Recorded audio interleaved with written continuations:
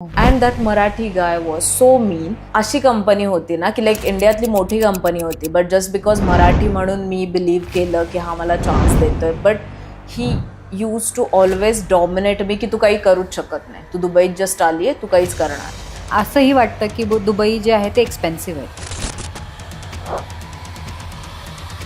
तिथं प्रॉपर्टीज आणि प्रोजेक्ट्स खूप जास्त एक्सपेन्सिव्ह आहेत. तर मग आमच्यासारख्या मिडल क्लास लोकांनी किंवा जी लोक आता जॉब करतायत किंवा त्यांचं फायनान्शियल बॅकअप खूप चांगलं नाही आहे, तर अशा लोकांसाठी काही ऑप्शन्स आहेत तिथे? कोणी इंस्टाग्राम स्क्रोल केलं ना की Dubai real estate looks very fancy. So आहे ते फॅन्सी, खूप सारे पैसे पण आहेत, no doubt. See 9 to 5 job करतात, सगळ्यांना माहिती आहे की मंथ एंडला आपल्याकडे एवढे पैसे येणार. With real estate there is no guarantee. एका महिन्यात तुमचे 4 डील होतील किंवा 6 महिने काहीही डील नाही. नॉर्मली आजकाल असं होतंय की दुसऱ्याचा सक्सेस बघून यूथ असं ठरवते की अरे मी हेच बनेन कारण तो सक्सेसफुल आहे. पण ही एक खूप चांगली लाईन आहे तुझी की तुझं पॅशन काय आहे. यात सर्रास होतं की बिल्डर प्रोजेक्ट चालू करतो, पैसे घेतो, पळून जातो, प्रोजेक्ट बनत नाही किंवा डिले होतो. सो ह्या गोष्टी दुबईमध्ये रेअर होतात. का होतात? कारण तुमचं सगळं पेमेंट एस्क्रोमध्ये जातं. Developer can't touch your funds. तर असा काय डिफरन्स आहे की आम्ही instead of taking our home in India we should buy in Dubai? त्याच्यासाठी फायदा हाच आहे की तुम्हाला रेंटल इन्कम मिळतं साधारण 8 ते 9%. पुण्यात मुंबईमध्ये हेच रेंटल इन्कम तुम्हाला मिळतं 1.82%. त्याच्यावर तुम्ही टॅक्स भरणार, त्याच्यावर तुम्ही मेंटेनन्स भरणार. सो दॅट वे तुम्हाला हे कॅपिटल अप्रिसिएशन पण दुबईमध्ये जास्त मिळतं. प्लस तुमची इन्व्हेस्टमेंट AED मध्ये असल्यामुळे इट्स ॲज गुड ॲज किंवा तुमचे पैसे USD मध्ये आहेत, because AED is directly paid to USD.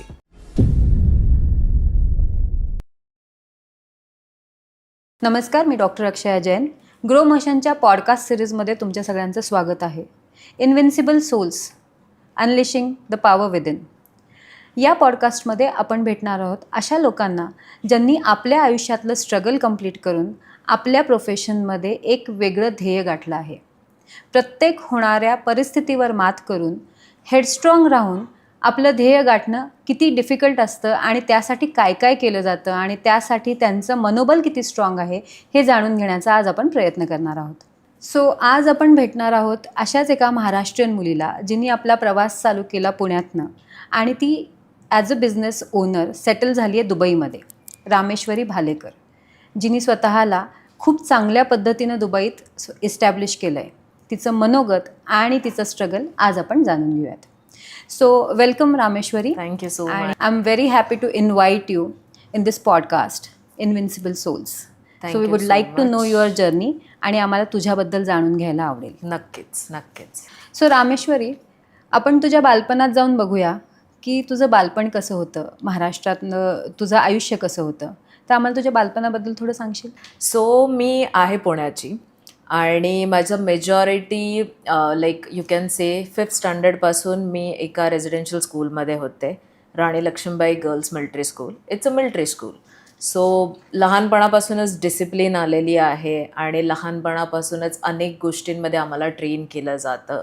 ती फक्त मुलींची सैनिकी शाळा असल्यामुळे माझा लहानपणीचा सगळ्यात मोठा टर्निंग पॉईंट मी म्हणू शकते लाईफमधला, तो म्हणजे माझ्या पेरेंट्सने मला घेऊन दिलेलं ॲडमिशन. मी 5th स्टँडर्डपासून एका मिलिटरी स्कूलमध्ये होते, गर्ल्स मिलिटरी स्कूल. आपल्या पुण्याच्या जवळच आहे मुळशीमध्ये, पण ती रेझिडेन्शियल स्कूल आहे.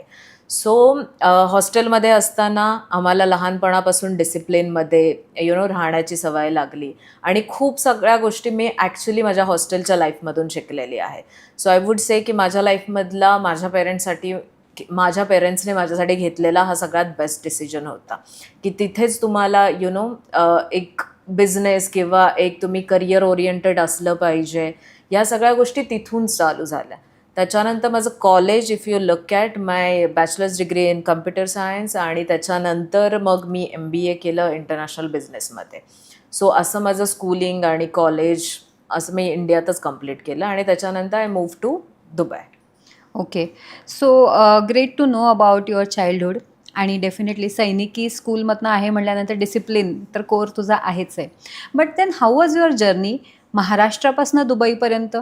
कशी गेलीस तू तिथे आणि कसं तुझं आयुष्य बदललं? दुबईत गेल्यानंतर, शिफ्ट झाल्यानंतर ॲज युजल सगळ्यांचा फोकस हाच असतो, जॉब. सो मी पण तिथूनच स्टार्ट केलं. की I was looking for different jobs. मी अनेक रँडम जॉब्स जे माझ्या क्वालिफिकेशनचे नव्हते पण ते पण करून पाहिले. जसं की since I am coming from the military school, की माझा ब्लॅक बेल्ट आहे, I know horse riding, I know multiple games, I use to play karate, kick boxing at the national level. So त्या बॅकग्राऊंडमध्ये मी घेतलं आणि मी जेव्हा दुबईला गेले तेव्हा मी सगळ्यात फर्स्ट जॉब मला मिळाला PE टीचरचा, because of my military school background. But that job was too difficult because of weather, की it's like 50 degrees in Dubai समर्समध्ये. सो ते मला एका महिन्यात कळालं की हे आपल्या बसची बात नाही आहे. So then I left that job. Then एक महिनाच मी ट्राय केले नवनवे जॉब, बट त्यातलं कोणतंच स्ट्राईक होत नव्हतं. Then I got a job as a marketing manager in real estate company. So मी फ्रीलान्सिंग मार्केटिंगमध्ये तर करतच होते आणि तसंच मला एका कंपनीने फुल टाईम हायर केलं आणि from that actually I got to know की दुबईमध्ये रिअल इस्टेट असं काही फील्ड आहे आणि ते इतकं मोठं आहे and people see real estate as a full time career, जे मला इंडियात असताना टू बी ऑनेस्ट माहीतही नव्हतं की की रिअल इस्टेटला तुम्ही करियर बनवू शकता. सो जेव्हा मी मार्केटिंगमध्ये शिफ्ट झाले देन आय रिअलाइज की माझं inclination was more towards sales.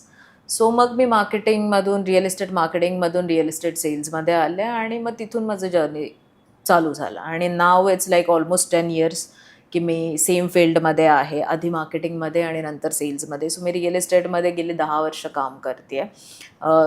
So असं माझं ॲक्च्युली रिअल इस्टेटचे इंट्रोडक्शन झालेली आहे. That's great. आपण नेहमी म्हणतो की मुलींनी आत्मनिर्भर असलं पाहिजे किंवा सेल्फ डिफेन्स आला पाहिजे, पण सैनिकी स्कूलनी तुला हे सगळंच शिकवल्यामुळे तुझ्यामध्ये तो एक वेगळा कॉन्फिडन्स मला बघायला मिळतो की दुबईत जाऊनसुद्धा तू स्वतःचे डिसिजन घेण्यासाठीचं स्ट्रगल करू शकलीस. आणि हा एक खूप मोठा मेसेज आहे आपल्या सगळ्या समाजासाठी की आत्मनिर्भरता ही शाळेतनं किंवा बालपणातनंच चालू होते, ज्याच्यामध्ये तुझ्या आईवडिलांचं, तुझ्या शाळेचं खूप मोठं योगदान आहे. पण प्रत्येक आयुष्यामध्ये आणि प्रत्येक करिअरमध्ये बरेचसे स्ट्रगल्स असतात, लहान मोठ्या गोष्टी असतात. तर थोडंसं आम्हाला सांगशील की दुबईमध्ये या टिपिकल प्रोफेशनमध्ये जेव्हा तू काम करायला चालू केलंस रिअल इस्टेटमध्ये, तेव्हा तुझे काय स्ट्रगल्स होते किंवा असे कुठले डाऊनफॉल्स होते, which all this challenges which you have to come over? कोणी इंस्टाग्राम स्क्रोल केलं ना की Dubai real estate looks very fancy. So आहे ते फॅन्सी, खूप सारे पैसे पण आहेत, नो डाऊट. पण त्याचा एक निगेटिव्ह साईड यू कॅन से की द स्ट्रगल हा असतो की जेव्हा तुमच्याकडे एखादी लीड येते किंवा एखाद्या क्लायंटला तुम्ही नर्चर करायला स्टार्ट करता, यू डोंट नो की ती लीड कधी जाऊन कन्वर्ट होईल.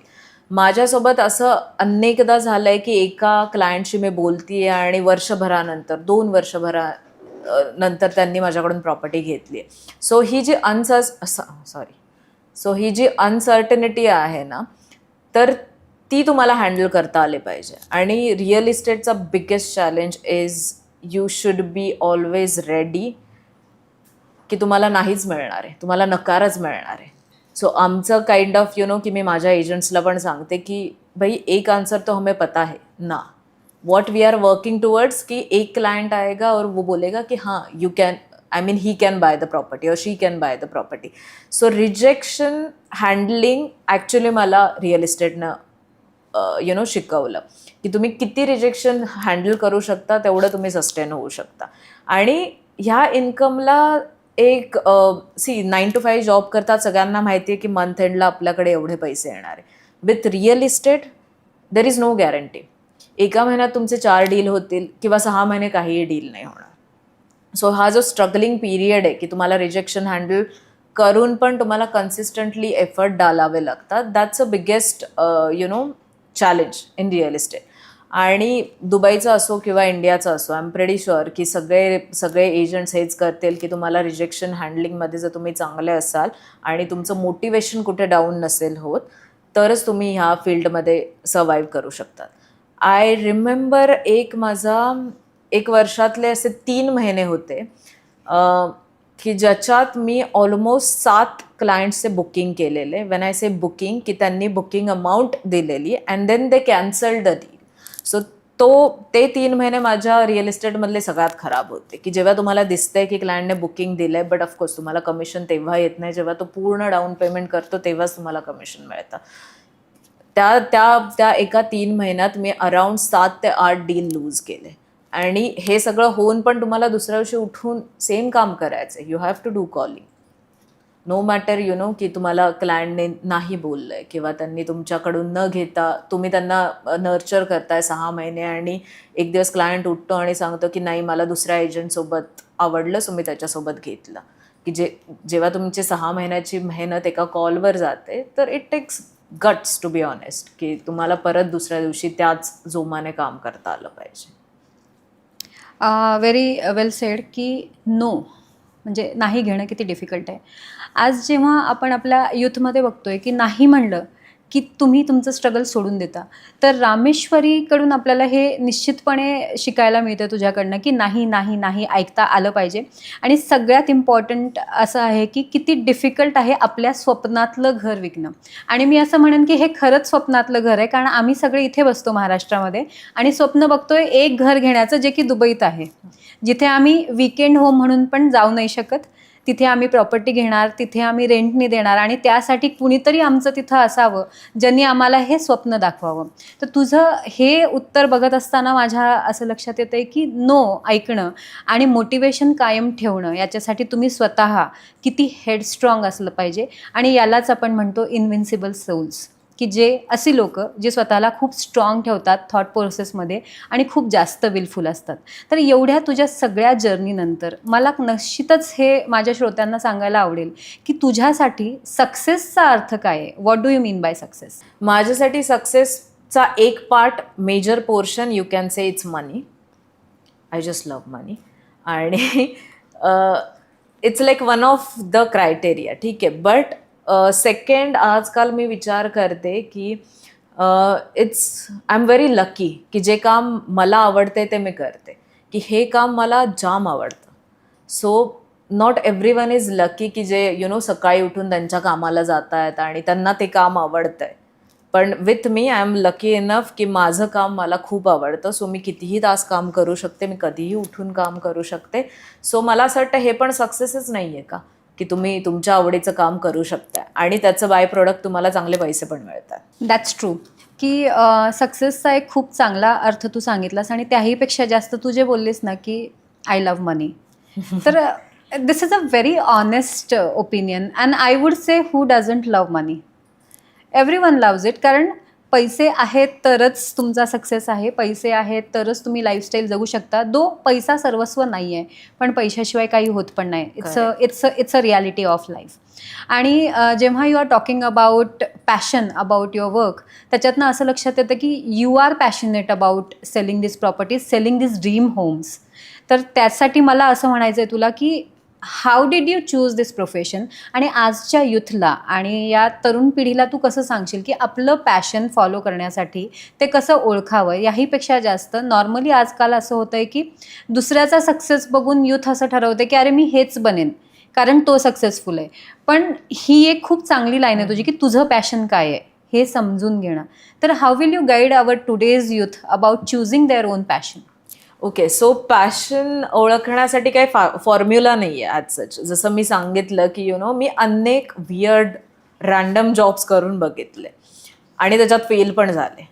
सो असं नाही आहे की एखादा जॉब तुम्हाला जमला नाही किंवा तुम्हाला आवडलं नाही तर तुम्ही लाईफ टाईमसाठी फेल्युअर आहात.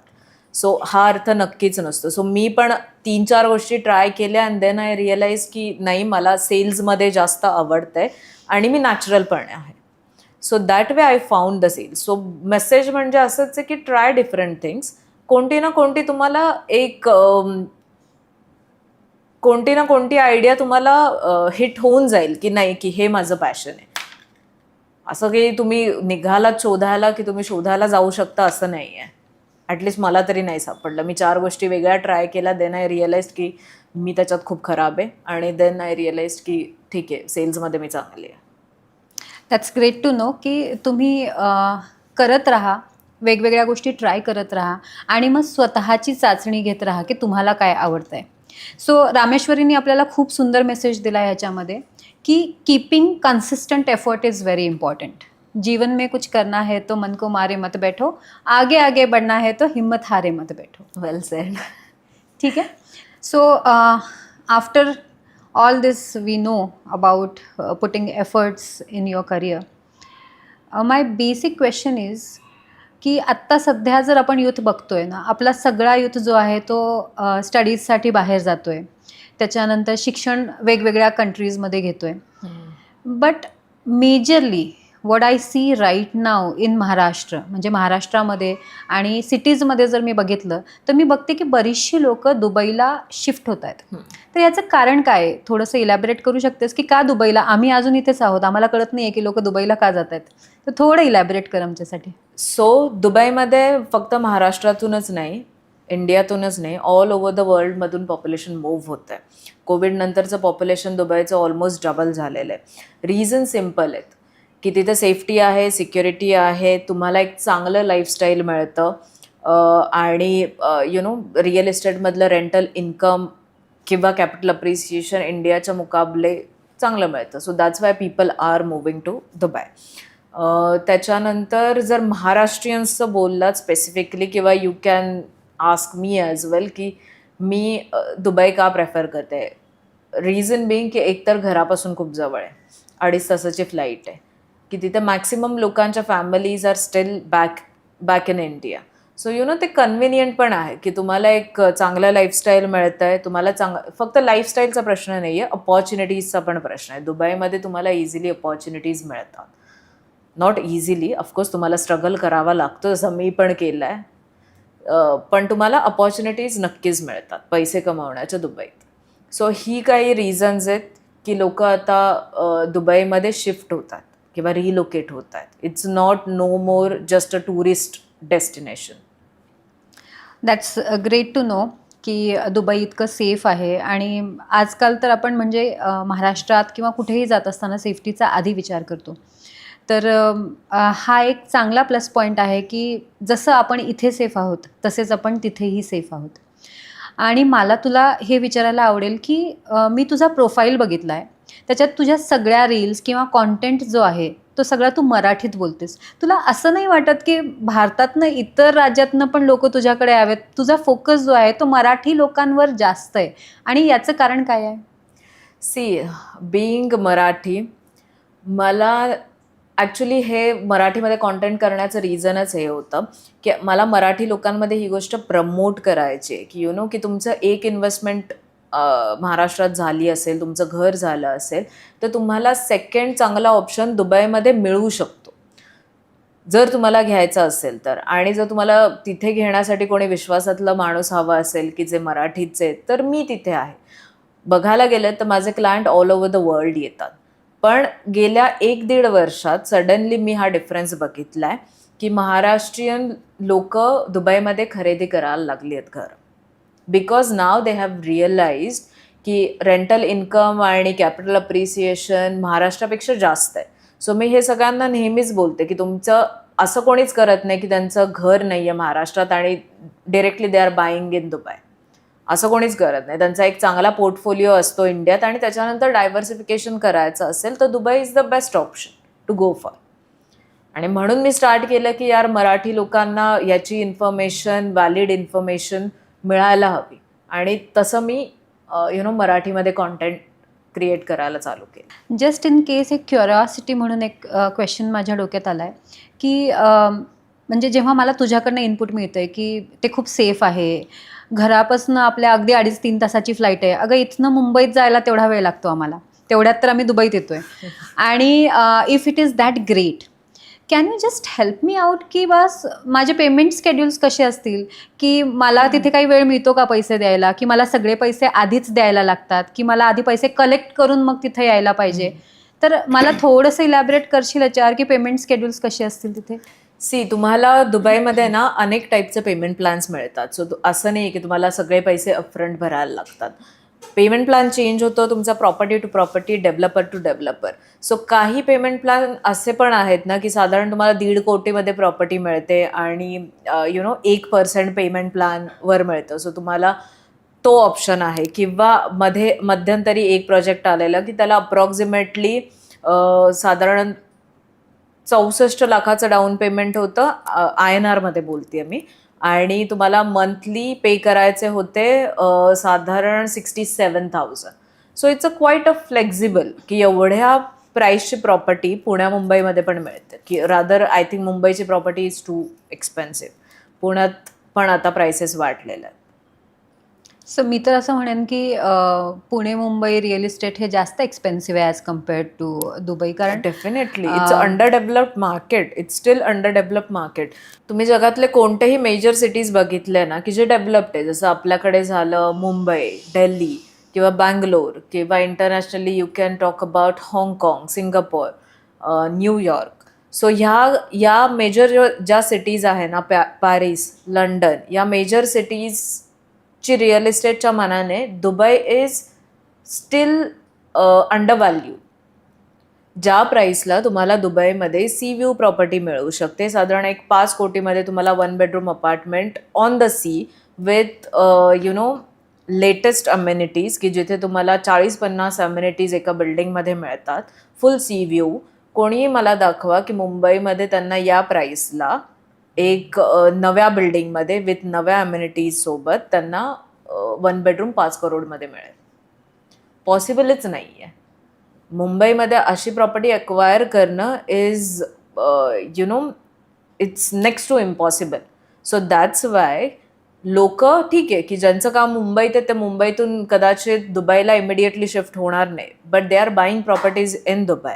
नाव पीपल आर प्लॅनिंग की ठीक आहे की since the distance is too low, की लाईक 2.5 तासाची फ्लाईट आहे, सो लोक वीकेंड टू वीकेंड पण ट्रॅव्हल करतात, की ज्यांचे बिझनेसेस दोन्हीकडे आहेत. सो हे सगळे ऑप्शन आहेत तुमच्याकडे. That's great. पण मला अजून एक क्वेश्चन असा आहे की जसं आजकाल आता आम्ही प्रो झालो आहोत, आमचे हॉटेल बुकिंग्ज आहेत आम्ही वेबसाईटवर करतो किंवा काय, एक वेगळा विश्वास आला आहे त्याच्यावर. तसंच दुबईमध्ये जेव्हा आम्ही इथनं पेमेंट करतोय तर त्याचं व्हेरिफिकेशन कसं असेल, किंवा त्याला आम्हाला प्रूफ्स काय मिळतात की हे पेमेंट गेलं आहे, हे राईट गेटवेनीच गेलेलं आहे आणि आमचे पैसे सेफ आहेत, किंवा या पैशाच्या ऐवजमध्ये आम्हाला जी प्रॉपर्टी मिळणार आहे ती मिळणारच आहे. कारण काय आहे की हे सगळं खरं आहे, पण जेव्हा आपण कुणाला तरी पैसे देतो ना तेव्हा एक ॲश्युरिटी लागते, तर ती कशी देता तुम्ही? सी, दुबईचं मार्केट इज व्हेरी सेफ. मी म्हणते म्हणून नाही, पण तिकडे रूल्स अँड रेग्युलेशन जे रेराचे आहेत किंवा दुबई लँड डिपार्टमेंटचे आहेत ते खूप स्ट्रिक्ट आहेत. कधीही तुम्ही प्रॉपर्टी घ्यायला गेलात तर तुम्हाला कोणी थर्ड पार्टी पेमेंट मागत नाही. फॉर एक्झाम्पल, जर कोणताही एजंट तुम्हाला म्हणत असेल की तुम्ही माझ्या अकाउंटला पैसे ट्रान्सफर करा, मी डेव्हलपरच्या अकाउंटला ट्रान्सफर करतो, तर असं काही करण्याची गरज नाही. Basically he or she is fraud. ठीक आहे. दुबईमधले सगळे पेमेंट डिरेक्टली डेव्हलपरच्या एस्क्रो अकाउंटला होतात. Wien I say escrow account म्हणजे एक असं बँकिंग अकाउंट असतं की जे डेव्हलपरच्या प्रत्येक प्रोजेक्टसोबत बनतं आणि त्याचा ॲक्सेस असतो रेराला. सो जर तुम्ही अंडर कन्स्ट्रक्शन, जसं इंडियात सर्रास होतं की बिल्डर प्रोजेक्ट चालू करतो, पैसे घेतो, पळून जातो, प्रोजेक्ट बनत नाही किंवा डिले होतो. सो ह्या गोष्टी दुबईमध्ये रेअर होतात. का होतात? कारण तुमचं सगळं पेमेंट एस्क्रोमध्ये जातं. Developer can't touch your funds. So likewise तुम्ही राईट गेटवेनं दिलं, तुम्हाला इमिडिएटली रिसिट मिळते, तुम्हाला कोणत्याही थर्ड पार्टीला पेमेंट करायचं नाही आहे. जसं इंडियामध्ये प्रॉपर्टी रेडी झाल्यानंतर तुमच्या नावावर होते, रजिस्ट्रेशन होतं. दुबईमध्ये तुम्ही 24% डाऊन पेमेंट केल्यानंतर इमिडिएटली तुमचं प्रॉपर्टी तुमच्या नावावर रजिस्टर होते, तुम्हाला टायटल डीड मिळते. So that way you have every legal document, आणि हे सगळं डिजिटली होतं. You don't even have to come there. हो, दॅट्स ग्रेट. कारण नॉर्मली जेव्हा आम्ही ट्रॅव्हल करतोय अदर कंट्रीजमध्ये, so we book everything digitally and we are really confident. आम्हाला माहिती असतं की आज मी पॅरिसला जाते, माझं हे हॉटेल बुक्ड आहे आणि ते बुक्ड आहे. तसंच मी इथं बसून दुबईत घर घेतलं आहे आणि हो ते घर माझं आहे, याच्यावर आता विश्वास ठेवायला हरकत नाही आहे. कारण आपल्याकडे आपलीच मुलगी आहे तिथं, रामेश्वरी. तर रामेश्वरी, हे सगळंच ऐकून ना खूप छान वाटतं आहे आणि असं वाटतं की आता खरंच म्हणजे ह्या जर्नीला सुरुवात करायला महाराष्ट्रीयन लोकांनी हरकत नाही आहे की ती दुबईमध्ये आपलं एक घर असावं. इनफॅक्ट करायलाच हवी. आपण लेट आहोत. आणि तुला इंडियन वुमन्सना म्हणजे महाराष्ट्रातल्या लेडीजना काय सांगायचं की त्यांचं पण स्वतःचं एक घर असलं पाहिजे असं प्रत्येक स्त्रीला वाटतं. तर त्यांचं सेकंड होम किंवा त्यांचं पहिलं घर हे दुबईत असू शकतं का आणि असण्याचे फायदे काय आहेत?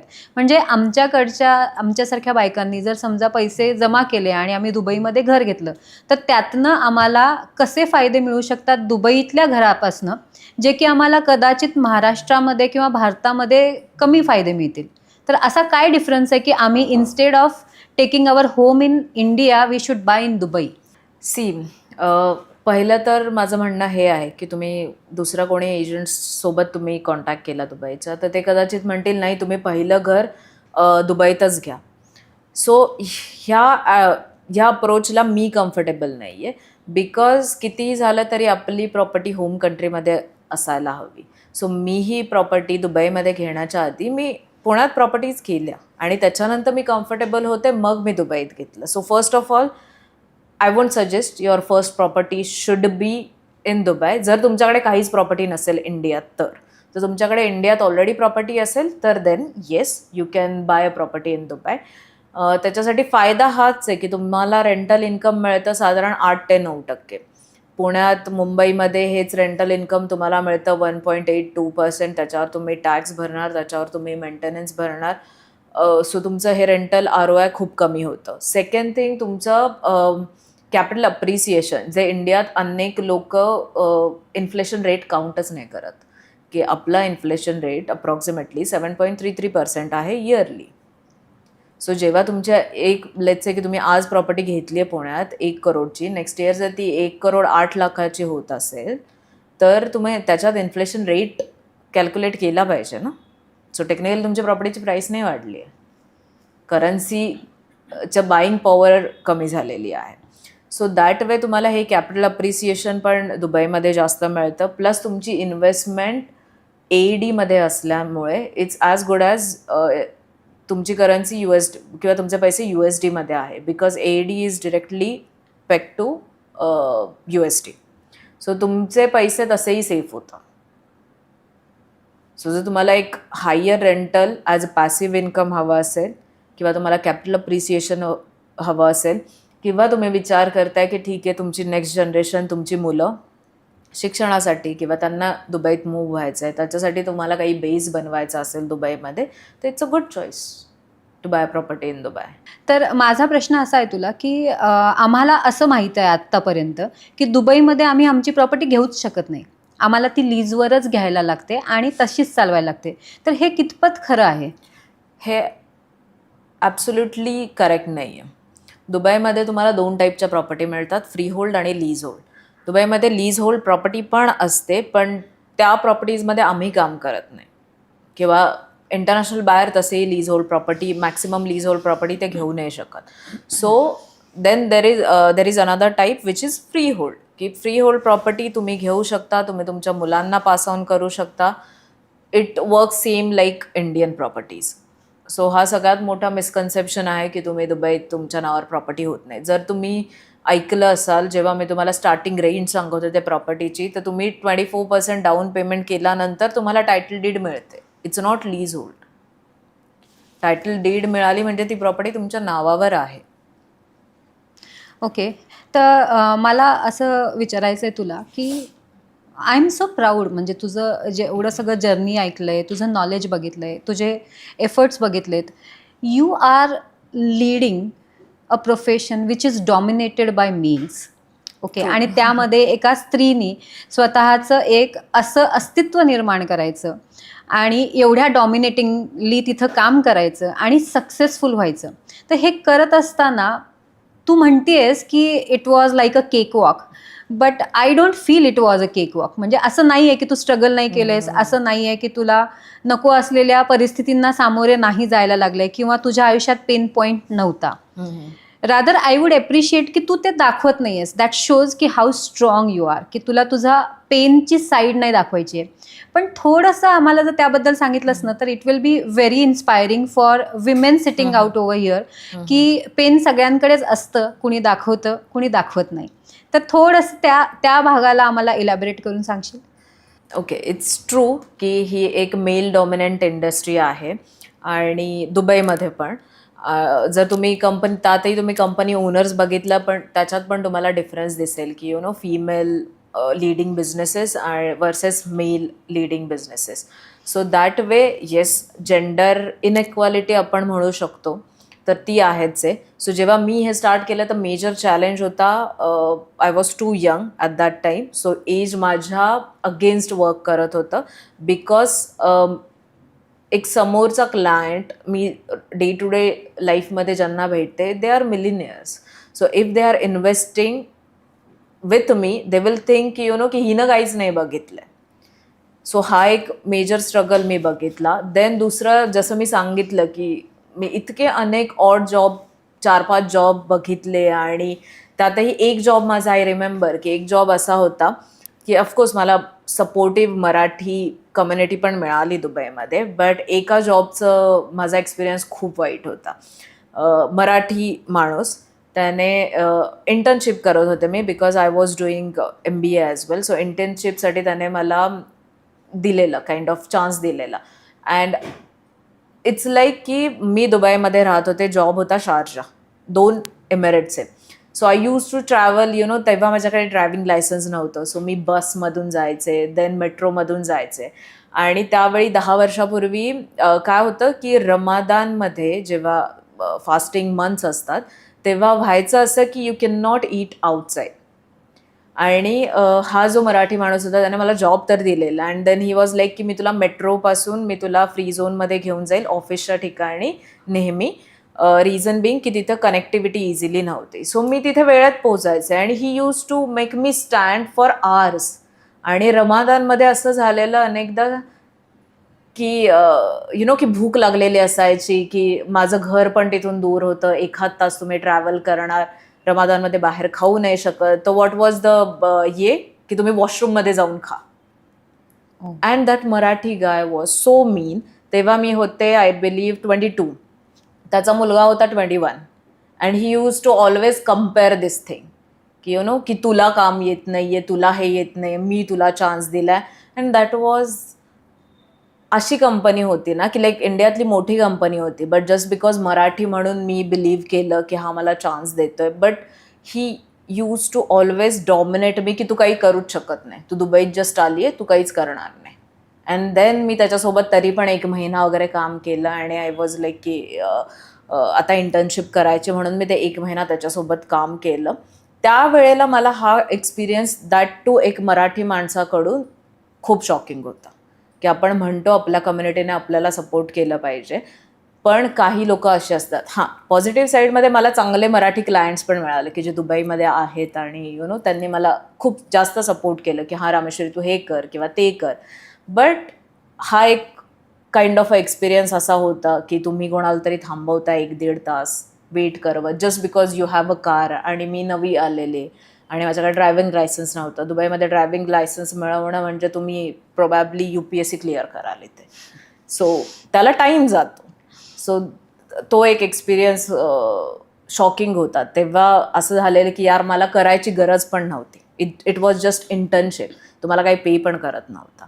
बट त्या इंटर्नशिपमध्ये आणि इट्स गुड की स्टार्टिंगच्या पहिल्या स्टेजेसमध्ये ना तुम्हाला एवढं ह्युमिलेशन मिळतं ना की देन यू आर गुड, किंवा तुम्ही किती पण रिजेक्शन हँडल करू शकता. सो दॅट वॉज लाईक खराबवाला एक्सपिरियन्स होता. सो वियर्ड जॉब मी करत गेले आणि मग मला माझं सापडलं. म्हणून मी म्हणते की असं पॅशन वगैरे शोधायला गेल्यावर असं काही मिळत नाही, तुम्हाला करायला लागतं. असं काही फॉर्म्युला नाही आहे ना, तुम्हाला ह्या सगळ्या गोष्टी ट्राय कराव्या लागतात. And then you will find and you are good to go. Then अनेक रिअल इस्टेटमध्ये स्पेशली तुम्ही मुलगी असाल,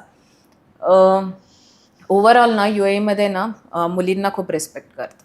they are very respectful towards you. But जर तुम्ही थोडे जास्त पैसे कमवायला लागले मेल एजंट्स पेक्षा जास्त, देन सगळ्यांचं हेच असतं की यार किती मुलगी आहे म्हणून क्लायंटनं घेतलं, अदरवाईज मी पण सेम प्रॉपर्टी ऑफर करत असतो. सो मला नेहमी असं होतं की कोणताही पैशावाला माणूस की ज्याने ऑलरेडी स्वतःला एस्टॅब्लिश केलं आहे की तो he has millions and billions of dirhams, तो एक मुलगी आहे म्हणून नाही करत invest. There are different services for that. So you know की तो तुम्ही मुलगी आहे म्हणून तो त्याचे हार्ड अँड मनी नाही लावत. सो हे ऑब्जेक्शन अजून पण येतं की यु नो की जस्ट बिकॉज तू मुलगी आहे म्हणून तू सक्सेसफुल आहे. आत्तापर्यंत 10 वर्षाच्या करिअरमध्ये मला एकही क्लायंट असा नाही मिळाला की जस्ट बिकॉज ही सेईंग की यु नो की ही सेईंग की तू मुलगी आहे म्हणून मी तुझ्याकडून घेतो. हां, सो तुम्हाला पावलोपावली आहे ना अनेक एस्पेशली मेल्स सपोर्टिव्ह पण मिळतात, पण काही लोक तुम्हाला नेहमी हे दाखवायचा प्रयत्न करतात की तुम्ही सक्सेस अचीव केलंय विथ नॉट सो व्हॅलिड, काय बोलतो आपण, व्हॅलिड पॉईंट्सने किंवा हां. सो तुम्हाला हे हे नेहमी तुम्हाला ऑब्जेक्शन येत राहतं आणि इट जस्ट की you have to ignore it because हे इंडियामध्ये पण आहेच आहे ना, प्रमोशन झालं तर यु नो की काहीतरी असेल. सो तुमचं हार्डवर्क कुठेच बघत नाहीत, कोणीच नाही बघत. ऑफकोर्स, म्हणजे पेन पॉईंट जो म्हणतो आपण स्त्री असल्याचा, तो तर तुझ्या या स्ट्रगलमध्ये दिसतोच आहे. वाईट एकाच गोष्टीचं वाटतं की आपल्या लोकांकडनं आला. आणि मी असं म्हणेन की good people give you memories, bad people give you experience. आणि ह्या एक्सपिरियन्सने तुला इतकं स्ट्रॉंग केलं आहे. आणि ज्या पद्धतीने तू उभी आहेस, मला नाही वाटत की कुणीही तुझं जेंडर बघून तुझ्याकडे इन्व्हेस्ट करत असेल. कारण मी जर पैसे देते तर मला ॲश्युरिटी पाहिजे. तर या ॲश्युरिटीसोबत ना मला थोडी अजून माहिती हवी आहे गोल्डन विजाबद्दल. तर थोडं एक्सप्लेन करशील का की गोल्डन विजा काय आहे आणि तो कसा मिळतो? गोल्डन विजा तुम्हाला मिळतो 2 मिलियनच्या प्रॉपर्टी इन्व्हेस्टमेंटवर. सो साधारण होतं INR-मध्ये 4.3 to 4.5 CR. तुम्हाला एवढ्या व्हॅल्यूची प्रॉपर्टी घ्यावी लागते. Make your down payment 24% and then you can get the golden visa. This is 10 years renewable visa. So दुबईमध्ये हा हायेस्ट विजा आहे. सो त्याच्यासोबत तुम्ही तुमच्या पूर्ण फॅमिलीला स्पॉन्सर करू शकता, तुम्ही तुमच्या मेड्सला स्पॉन्सर करू शकता, ड्रायव्हरला स्पॉन्सर करू शकता, तुम्ही तुमच्या पेरेंट्सला स्पॉन्सर करू शकता. सो ही स्पॉन्सरशिप का महत्त्वाची आहे? बिकॉज अर्लियर काय होत होतं की दुबईमध्ये तुम्हाला राहायचं असेल तर तुम्हाला एक व्हॅलिड विजा घ्यावा लागायचा, जो इदर तुम्हाला एम्प्लॉयर द्यायचा किंवा तुम्हाला तुमचा बिझनेस असेल तर मिळायचा. सो टेक्निकली पहिल्यांदा काय व्हायचं की तुमचा जॉब गेला, तुमच्याकडे विजा नसेल तर you have to pack your bags and leave. पण गोल्डन विजानं असं झालं आहे की तुम्ही आता तिथे राहू शकता, तुमच्याकडे गोल्डन विजा, तुमचा जॉब गेला किंवा नाही गेला, काही झालं तरी तुम्हाला तिथं राहण्याची परवानगी आहे. प्लस तुम्ही तुमच्या पेरेंट्सला स्पॉन्सर करू शकता, स्पाऊसला स्पॉन्सर करू शकता, मुलांना स्पॉन्सर करू शकता. आणि अर्लियर दिस टर्म गोल्डन विजा दुबई द्यायची 10 million दिरमच्या इन्व्हेस्टमेंटवर.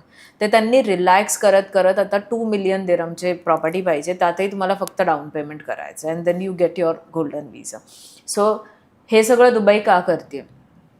To get the more population. जास्त पॉप्युलेशन आल्यानंतर काय होतं, त्यांना राहायला घरं हवी. सो तुमच्या प्रॉपर्टीची व्हॅल्यू वाढते. सो जे दुबईमध्ये आत्ता जे property market you know hot चाललं आहे, त्याचं रिझन हे की actual people are moving to Dubai. So त्यांना घर हवं आहे. It's a real demand. So golden visa is one of the reason की ज्याच्यामुळे प्रॉपर्टी मार्केटला हेल्प होती किंवा लोक मूव्ह होण्यासाठी हेल्प होते. रामेश्वरी, मला तुला असं विचारायचं आहे की मला जर आता एवढ्या तुझ्या सगळ्या इनपुट्स नंतर असं वाटतंय की तिथे एक प्रॉपर्टी असलीच पाहिजे, तर मिनिमम प्राईस रेंज ही तिथल्या प्रॉपर्टीची काय असते आणि साधारणपणे लोकांना ते सहजपणे घेणं शक्य आहे का? हो, जर तुमचं फायनान्शियल प्लॅनिंग चांगलं असेल तर प्रॉपर्टी घेणं दुबईमध्ये खूप इझी आहे. जसं मी तुम्हाला बोलले की 1.5 कोटीपासून साधारण प्रॉपर्टी चालू होते आणि ते पे करायला पण तुम्हाला different kind of payment plan मिळतात, जे स्टार्ट होतात मिनिमम 2 वर्षापासून, तर काही पेमेंट प्लॅन 8, 9, 10 वर्षापर्यंतचे पण आहेत. सो जेव्हा मी म्हणते पेमेंट प्लॅन, दॅट मीन्स तुम्हाला हे 1.5 कोटी पुढच्या 6 ते 7 वर्षात द्यायचे. मी तुम्हाला आज नाही मागत आहे. त्याच्यामध्ये तुमची प्रॉपर्टी 3 वर्षात रेडी होते, तुम्हाला रेंटल इन्कम पण चालू होतं आणि तरीही तुम्ही पूर्ण पैसे डेव्हलपरला दिलेले नसतात. सो काही अमाऊंट तुम्ही तुमच्या रेंटलमधून कवर करू शकता, जी तुम्हाला डेव्हलपरला द्यायची आहे, काइंड ऑफ अ EMI. आणि जेव्हा तुम्ही हे पेमेंट प्लॅन घेता तर त्याच्यावर तुम्हाला इंटरेस्ट पण नाही द्यायचं. सो दुबईमध्ये जर कोणीही घर घेण्याचं स्वप्न बघत असेल तर खूप सारे ऑप्शन्स आहेत इझी पेमेंट प्लॅनचे. आणि 1.5 कोटीपासून साधारण प्रॉपर्टी चालू होते. इट्स ग्रेट टू नो की 1.5 कोटीपासून प्रॉपर्टी चालू होतात आणि मला हे पेमेंट 6 ते 7 वर्षांमध्ये द्यायचं आहे. आणि त्याहीपेक्षा cherry on the cake is की 3rd इयरपासनं मला त्याचा रेंटल इन्कम चालू होतो. म्हणजे अजूनही पुढं काही वर्ष मी EMI देत असणार आहे. पण हा जो रेंटल इन्कम आहे जो की मला हातभार होणार आहे माझ्या EMIसाठी, त्यासाठी मला दुबईत यायला लागेल ती प्रॉपर्टी रेंटनी देण्यासाठी. ती प्रोसेस कशी असेल आणि आम्ही ते सगळं कसं करायचं? आम्ही इंडिपेंडेंटली करायचं की त्यातही तुम्ही आम्हाला मदत करताय? आम्ही तुम्हाला एंड टू एंड सर्व्हिस देतो. तुम्हाला आज प्रॉपर्टी विकून तुमची प्रॉपर्टी रेडी होण्यापर्यंत, तुम्हाला पेमेंटसाठी गाईड करण्यापर्यंत सगळी हेल्प आम्ही करतो. एकदा तुमची प्रॉपर्टी रेडी झाली तर माझ्याकडे डिफरंट टीम्स आहेत, rental team, property management team. So आम्हीच ते तुमची प्रॉपर्टी रेंटवर देतो. तुम्हाला फक्त तुमचं रेंट तुमच्या अकाउंटमध्ये घ्यायचं असतं. सो रेंटल, प्रॉपर्टी मॅनेजमेंट सगळ्या सर्व्हिसेस आम्ही एंड टू एंड प्रोव्हाइड करतो. That's great. म्हणजे मी इथं काम करायला आता लागलं पाहिजे, पैसे कमवले पाहिजेत आणि फक्त तुला पाठवले पाहिजेत. Not to invest but to generate one more income source is what passive income source. And that's great for my maybe retirement plans. So great. आता आम्हाला फक्त पटकन सांग की तुझ्याशी कॉन्टॅक्ट कसा करायचा so that we can start planning our future home. जर तुम्हाला माझ्याशी कॉन्टॅक्ट करायचा असेल तर तुम्ही माझ्या इंस्टाग्राम हँडलवर फक्त जाऊन एक डायरेक्ट मेसेज करा आणि मग आपण कनेक्ट होऊयात. तो श्रोते हो, आज आपण बघितलं आहे की रामेश्वरी भालेकर या इनविन्सिबल सोल्समध्ये आलेल्या आहेत आणि ग्रो मोशनमध्ये ह्यांचा एक आपण आज पॉडकास्ट घेतला आहे. या सक्सेस स्टोरीमुळे आपल्याला हे कळतं आहे की तुम्ही जर ठरवलं तर काहीच अशक्य नाही आहे. तुम्ही जर ठरवलं, तुम्ही जर हेडस्ट्रॉंग असाल तर प्रत्येक ती गोष्ट तुम्ही करू शकता जी तुम्हाला करायची आहे. आज आपण इथेच थांबूया आणि भेटूया पुढच्या एपिसोडमध्ये. हा व्हिडिओ आपल्याला कसा वाटला ते आम्हाला कमेंट बॉक्समध्ये कळवा आणि आपल्या मित्रांबरोबर शेअर करायला विसरू नका.